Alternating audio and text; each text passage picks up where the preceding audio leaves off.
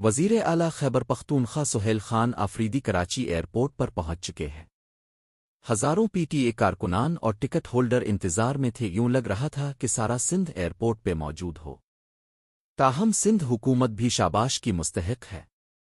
People party کے رہنما سعید غنی نے ایئرپورٹ پہ پہنچ کے وزیر اعلیٰ خیبر پختونخوا سہیل خان آفریدی کا استقبال کیا اور ہر قسم کا تعاون فراہم کرنے کا اعلان کیا کہ ہم اپنے مہمانوں کو ہر قسم کی سہولیات فراہم کریں گے۔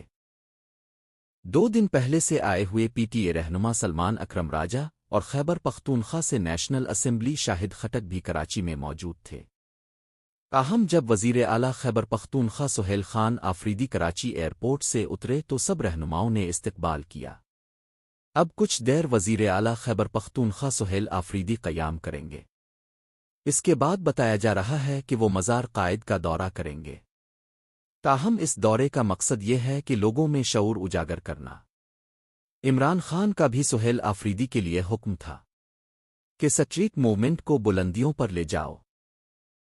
یہ دورہ 1 دن کا نہیں، یہ پورے 3 دن کا ہے۔ تاہم ابھی تک تو سندھ حکومت نے کسی قسم کی کو رکاوٹ نہیں ڈالی اور حکومت کا کہنا ہے پرامن ریلی پرامن احتجاج ہر جماعت ہر شہری کا بنیادی قانونی حق ہے۔